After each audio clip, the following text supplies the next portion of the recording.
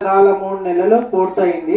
ఆర్థిక సవాళ్లను అధిగమిస్తూ గత పాలకుల తప్పిదాలను సవరిస్తూ సంక్షేమం అభివృద్ధి విషయంలో రాజీ పడకుండా మన ప్రభుత్వం పనిచేస్తుంది.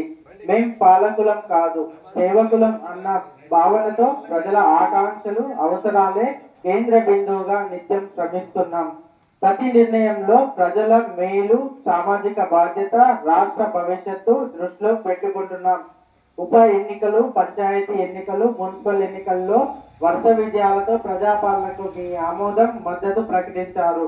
మీరు ఇచ్చిన ఈ ఫలితాలు మా బాధ్యతను మరింత పెంచాయి.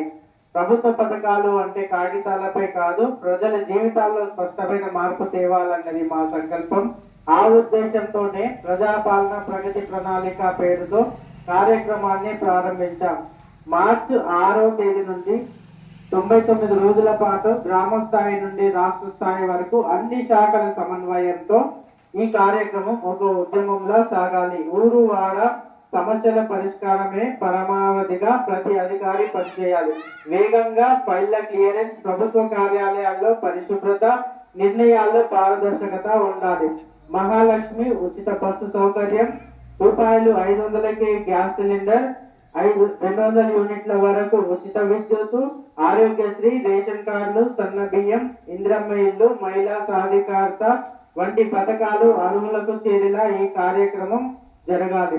తెలంగాణ రైజింగ్ 2047 విజన్తో ఆర్థికంగానే కాక అన్ని రంగాల్లో తెలంగాణను ప్రపంచంలో నెంబర్ 1 గా నిలపాలన్నది మన సంకల్పం. ఈ సంకల్పంలో ప్రతి పౌరుడు భాగస్వామి కావాలి. ప్యూర్ రేర్ గా రాష్ట్రాన్ని వర్గీకరించుకున్నాం. వాటి పరిధిలో సేవ, తయారీ, వ్యవసాయ రంగాల్లో ప్రపంచానికి ఆదర్శంగా మనం ఎదగాలి.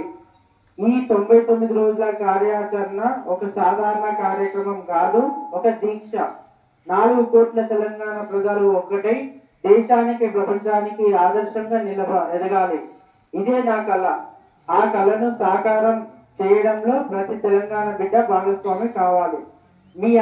మీ అందరి సహకారాన్ని కోరుకుంటూ మీ ముఖ్యమంత్రి రేవంత్ రెడ్డి.